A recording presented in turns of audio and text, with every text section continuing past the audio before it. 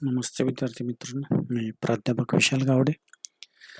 आता आपण 1857चा उठाव व महाराष्ट्र हा घटक पाहणार आहोत. पेपर क्रमांक 3 मधला दुसरा टॉपिक. दुसरा टॉपिक हा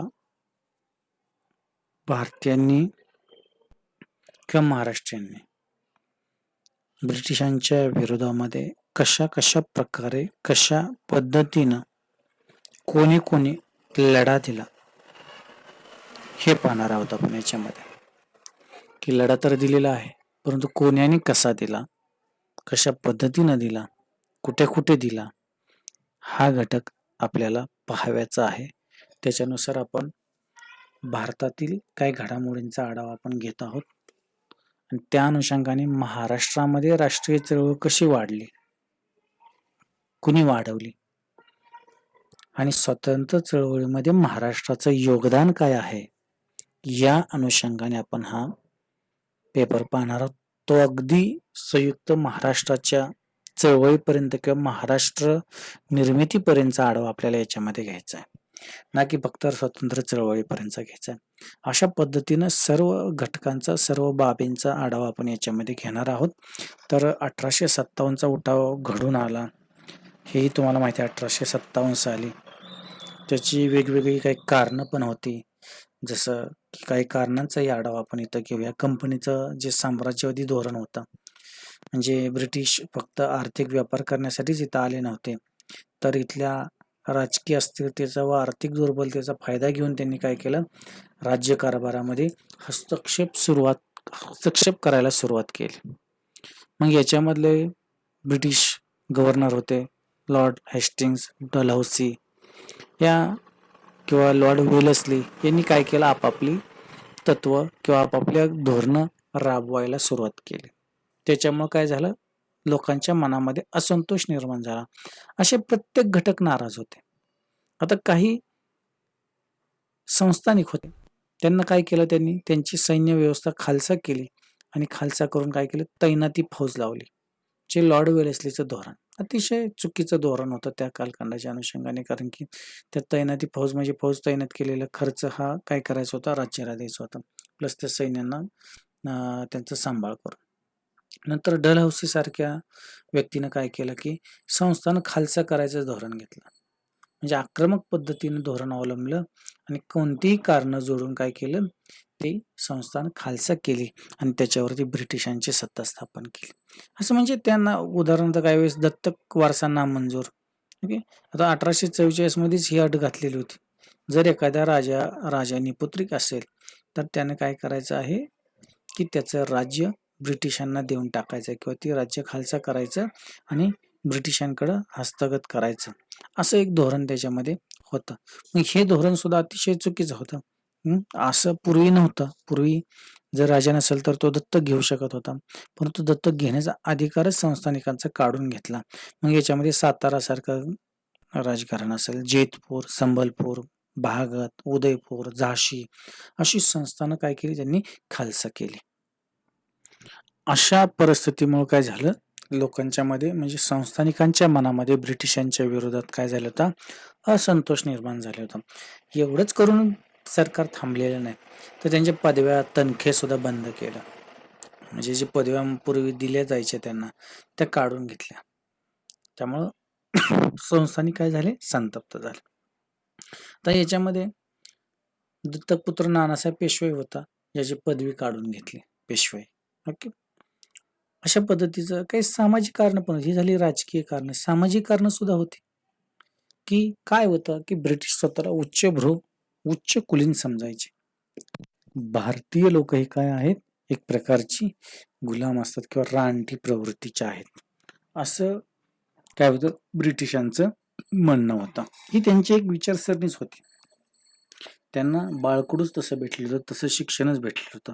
तर रुडयार्ड किपलिंग नावाचं एक कवी आहे, त्याच्या कवितेमध्ये तो काय म्हणतो, की त्याच्या कवितेचं नाव व्हाईट मॅन बर्डन्स. म्हणजे त्याच्या कवितेमध्ये तो काय म्हणतो, की ब्रिटिश हे भारतावरती राज्यकारभार करण्यासाठीच आलेले आहेत आणि जी काय आहेत ती भारतावरती सुद्धा त्यांचा राज्य करण्याचा अधिकार आहे, आणि त्यांना ते रानटी समजतोय. अशा पद्धतीची एक सामाजिक अवहेलना करण्याचं काम सुद्धा काय झालेलं आहे, ब्रिटिशांकडून होत असलेलं दिसून येतं. मग याच्याच म्हणजे धार्मिक सुद्धा विद्रोह होता.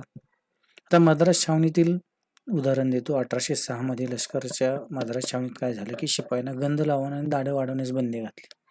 लष्करी रूल म्हणजे ब्रिटन मधले इथं भारतामध्ये पाळायचा प्रयत्न केला गेला. परंतु भारतीय व्यवस्था ही धर्मावरती आधारलेली होती. हे निश्चित त्यांच्या पचनी पडलं नाही. मग त्यांनी काय केलं, की याच्यामुळे लोकांच्या मनामध्ये काय झाला, एक प्रकारचा असंतोष निर्माण झाला. आता सती प्रतिबंध कायदा असेल, विधवा पुनर्विवाहासारखे कायदे असतील, याच्यामुळे काय झालं, की एक सामाजिक सुधारणा करण्याचा प्रयत्न त्यांनी केला. परंतु सामाजिक धर्मभावनांना किंवा सामाजिक संहितांना भारतीयांच्या कुठंतरी धक्का पोचत होता आणि हा राग काही लोकांच्या मनामध्ये होता. अशी एक आता आर्थिक कारणं सुद्धा आहेत त्याला. आर्थिक कारणांमध्ये सुद्धा काय होतं, की आर्थिक शोषण करत होते भारतीयांचं ते. हस्तव्यवसाय रास झालेला होता. शेतकरी वर्गामध्ये रयतवारी, महालवारी, कायमदारा इत्यादी सदोष ज्या असणाऱ्या चुकीच्या पद्धती ब्रिटिशांनी काय केलं, त्या भारतीयांच्या मनामध्ये, भारतीयांच्या व्यवस्थेमध्ये निर्माण केलेला होता. याचा प्रत्येक घटक ब्रिटिशांच्या स्थापनेने नाराज झालेला होता. असं म्हणजे फार पूर्वीपासून, प्राचीन कालखंडापासून भारतावरती काय आहेत, परकीयांची आक्रमणं झालेत.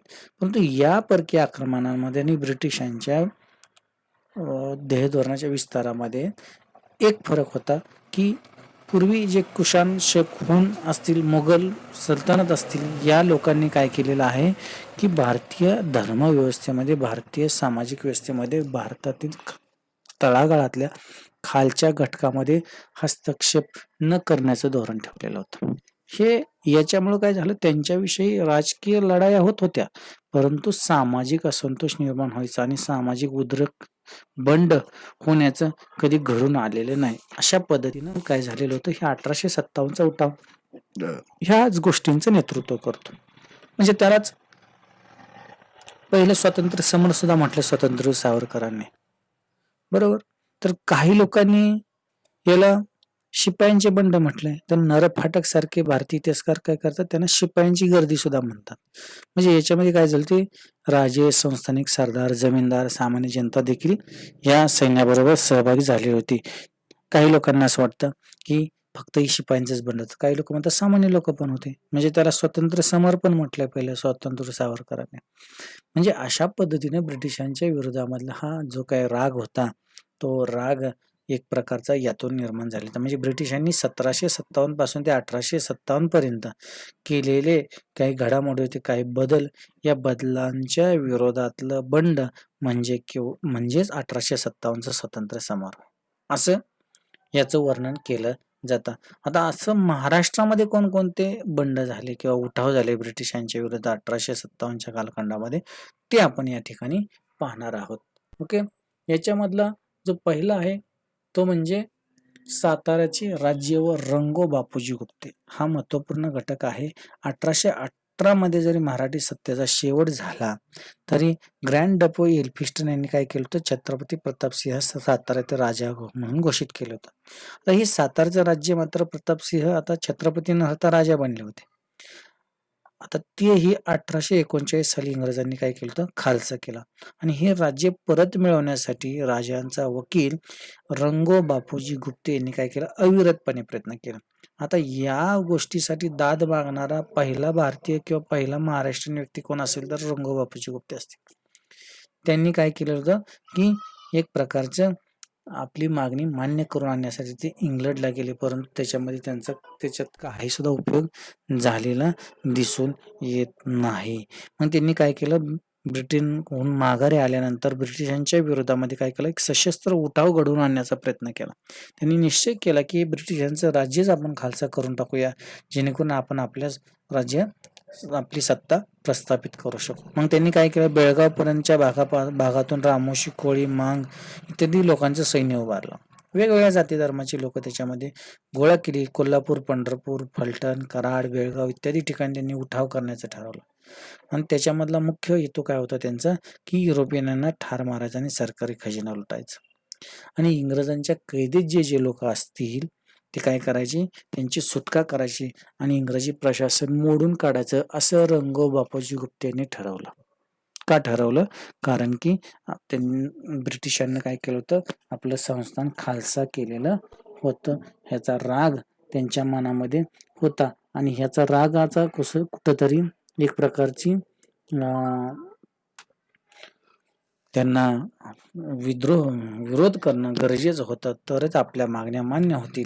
मग त्या उठावासाठी त्यांनी युरोपातील अन्य देशांकडूनही मदत मिळवण्याचा प्रयत्न केला, परंतु अन्य देशाकडून त्यांना फारसा काही प्रतिसाद भेटलेला दिसून येत नाही. मग त्या उठावाला सुरुवात होताच फितूर लोकांनी इंग्रजांना बातमी दिली व रंगो बापूजींना उठावकर्त्यांना इंग्रजांनी पकडलं. त्यांना ग्वाल्हेरच्या तुरुंगात पाठवण्यात आलं. मात्र तेथून ते निसटले व शेवटी इंग्रजांच्या हाती लागले नाहीत आणि ते सुटून गेलेले दिसतात. अशा पद्धतीनं 1857चा उठाव, हा उठावामध्ये जे सातारचे राज्य होतं ते खालसा झाल्यानंतर रंगो बापूजी गुप्ते यांनी काय केलं होतं, एक प्रकारचं विद्रोह किंवा उठाव त्यांच्या विरोधामध्ये केलेला दिसून येतो. आता याच्यानंतरचा जो उठाव आहे तो उठाव आहे बेरड जमातीचा उठाव. हा बेरड जमातीचा उठाव काय होता, हे बेरड कुठले होते, मुधोळ येथील बेरड जमात होते, तिथं त्यांची वसाहत होती. आता बेरडांना काय होतं की कमरेला असं बंदूक अडकवायचा एक हे होता, त्यांची एक प्रकारची ती सवयच होती आणि मग ते हत्यार अडकवण्याची त्यांची सवय होती. परंतु 1857 मध्ये काय झालं, इंग्रज सरकारनं शस्त्रबंदीचा कायदाच अंमलात आणला. मग त्यातून काय झालं की निश्चितचपणे जे काही कोणी शस्त्रास्त्र बाळगत असतील ती शस्त्र काय करावं लागली, त्यांना जमा करावं लागली. मग बेरडांनी सुद्धा आपली शस्त्र जमा करण्याचं आवाहन केलं, परंतु काही लोकांना ते आवडत नव्हतं. मग त्याच्या प्रमुखाने सर्वांना आव्हान केलं की आपली सर्व शस्त्रास्त्रे काय करावं लागतील, आपल्याला जमा करावी लागतील. परंतु त्या प्रमुखाचं सुद्धा काही लोकांनी ऐकलं नाही आणि काय केलं, त्यांना विरोध केला व आपली शस्त्र जमा करण्यास काय केला, त्यांनी विरोध केला. मग हेच बेरड लोक इंग्रजांच्या विरोधातच जमले आणि विजापूरवरून काय केलं, त्यांना सैन्याची पलटण मागून बेरडांचं बंड मोडण्याचाही प्रयत्न केला इंग्रजांनी. परंतु अचानक मध्यरात्रीच काय केलं, या ब्रिटिश सैन्याने बेरडांच्या वस्तीत घुसूनच साधारण 150 बेसावत बेरडांची म्हणजे बेरड लोकांची काय केली, हत्या केली आणि मग त्याच्यामुळे काय झालं, त्यांचा बंड कुठंतरी धुफळी निर्माण झाली आणि बंड मोडीत करण्यास त्यांना यश आलं आणि हे बेरड लोक काय झाले, इंग्रजांना सहभागी झालेले दिसून येतात. अशा पद्धतीनं साताराच्या पाठोपाठ बेरड जमातीने सुद्धा काय केलं होतं, त्यांच्या विरोधामध्ये विद्रोह केलेला दिसून येतो. याच्यानंतर जो पुढचा महत्वाचा भाग आहे, घटक आहे, तो म्हणजे कोल्हापूरमधील उठाव. आता कोल्हापूरमध्ये सुद्धा काय झाली होती, ह्या उठावाची ठिणगी पडलेली दिसून येते. 31 जुलै 1857 रोजी कोल्हापुरात काय झालं, पहिला उठाव घडून आला. आता कोल्हापूर हे राजकीय दृष्ट्या मोठं शहर होतं, तिथं इंग्रजांची मोठी लष्करी छावणी होती. तरी सुद्धा त्याच इंग्रज लष्करातील काय केलं, भारतीय सैनिकांनी या उठावात सहभाग घेतला. ब्रिटिश सैनिकांनी याच्यामध्ये सहभाग घेतला नाही. मग 27वी जी रेजिमेंट होती भारतीय सैन्यातील, ते ह्या उठावात सहभागी झाले आणि इंग्रजांची तिजोरी लुटली व युरोपियन लोकांच्या व अधिकाऱ्यांच्या घरांवरती त्यांनी काय केलं, हल्ले चढवले. उठाव मोडून काढण्यासाठी त्यांनी बाहेरच्या गावांत सैन्य मागवण्यात आलं. तर कुठून कुठून सैन्य आलं, तर पुणे, बेळगाव, सातारा येथून सैन्य आलं आणि ह्या उठावावरती काय केलं, त्यांना नियंत्रण आणण्याचा प्रयत्न त्यांनी केला. परंतु जेकब या इंग्रज अधिकाऱ्यांनी काय केलं, खूप महत्त्वपूर्ण भूमिका पार पाडली या लढ्या मोडून काढण्यासाठी. आणि 6 डिसेंबर 1857 रोजी काय झालं, दुसरा उठाव घडून आला. त्यावेळी मात्र इंग्रजांनी अत्यंत सावधपणे हा उठाव काय केला, दडपून टाकला. जेकबला त्याच्यामध्ये यश आलेलं दिसून येतं. अशा पद्धतीनं काय झालेलं आहे, एक ना अनेक प्रकारे ब्रिटिशांनी हे उठाव मोडून काढण्याचा प्रयत्न केलेला दिसून येतं. त्याच्यानंतर जो पुढचा घटक आहे की कोळी लोकांचा उठाव. पेठमधले जे काही कोळी लोक होते, पेठ म्हणजे नाशिक जिल्ह्यातला एक पेठ तालुका आहे, त्या दुर्गम भागामध्ये कोळी लोक राहत होते. आता त्यांच्याही काही मागण्या होत्या, त्यांची वतनं जप्त झालेली होती, आपण पाहिलेलं आहे, बरोबर. मग त्यांच्याही मागण्या होत्या की आपल्या परत वतन मिळावेत, आपल्याला एकतर मराठी सत्ता खालसा जाईल, तर डोंगर किनारे किंवा किल्ल्यांवरती जे काही त्यांच्या असणाऱ्या दुट्या किंवा नोकऱ्या गेलेल्या होत्या, मग हे कोण याला कारणीभूत आहे, तर ब्रिटिश सत्ता कारणीभूत आहे. मग हा राग त्यांच्या मनामध्ये सुद्धा होता. मग उठाव त्यांनी केला. हर्सुलच्या बाजारात जवळजवळ 6 डिसेंबर 1857चा जो काही बाजार होता तो त्यांनी लुटला आणि ह्या कोळी लोकांना बिलांकडूनही मदत मिळाली.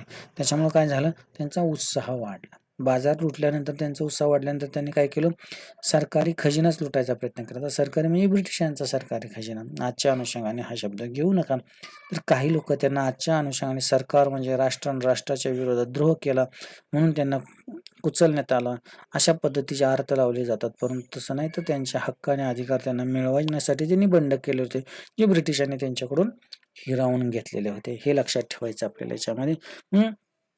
सरकारी खजिना लुटल्यानंतर या उठावावरती काय करायचं होतं, नियंत्रण मिळवायचं होतं. आणि मग ब्रिटिशांनी काय केलं, त्याच्यावरती नियंत्रण मिळवण्यासाठी ग्लासपूल नावाचा अधिकारी पाठवण्यात आला.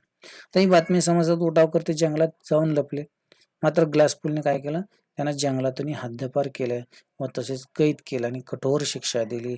आणि हा संपूर्ण उठाव त्यांनी काय केला, दडपून टाकला. परंतु या उठावास काय केलं होतं, एक पेठचा जो एक राजा होता भगवंतराव निळकंठ दास, याला काय केलं, इंग्रजांनी फाशीस दिलं आणि हा उठाव पूर्णतः मोडीत काढला, या उठावाचा बिमोड केला. अशा पद्धतीनं हे महत्वपूर्ण 4 उठाव या कालखंडातले असलेले दिसून येतात.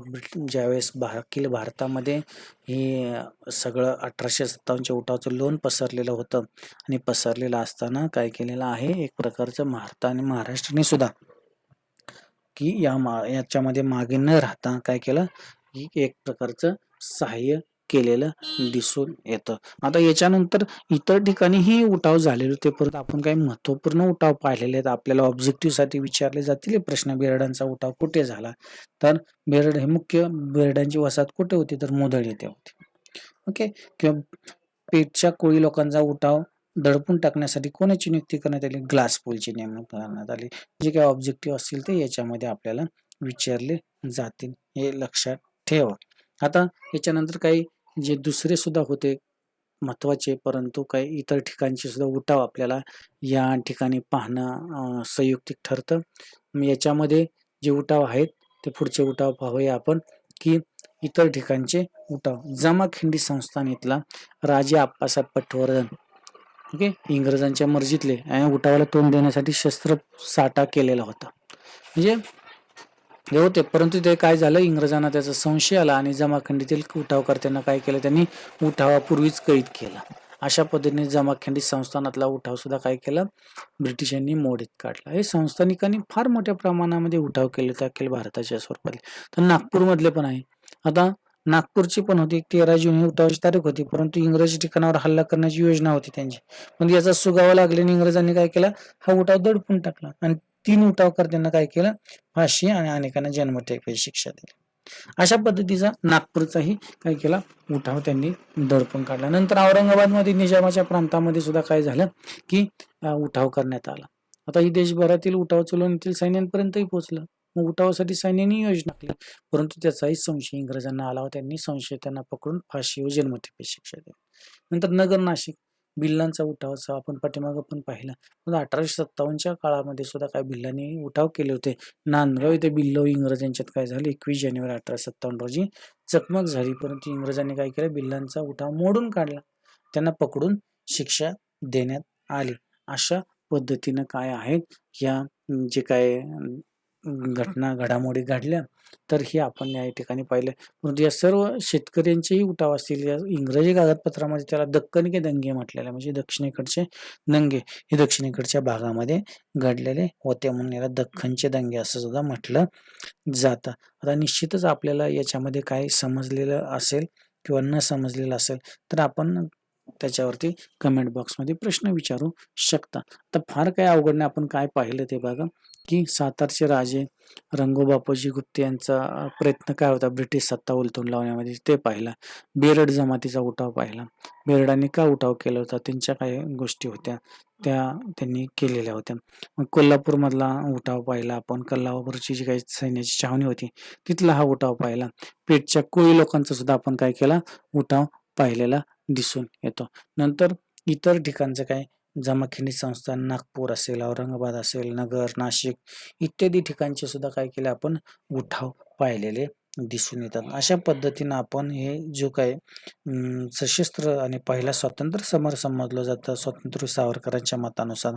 तर याच्यामधला सशस्त्र संघर्ष पाहिला. ब्रिटिशांना त्यांनी कशा पद्धतीनं जेरीस आणलं आणि याचा परिणाम काय झाला, तर फार काही न होता फक्त इंग्लंडचे राणीच्या हातामध्ये हा सगळा ईस्ट इंडिया कंपनीकडचं काय झालं, सत्ता गेली आणि इंग्लंडच्या राणीच्या हातामध्ये सत्ता आलेली दिसून येते. हा एक मोठा बदल या ठिकाणी झालेला दिसून येतो 1857च्या उठावाचा आणि त्याचं नेतृत्व महाराष्ट्रातून झालेलं आहे.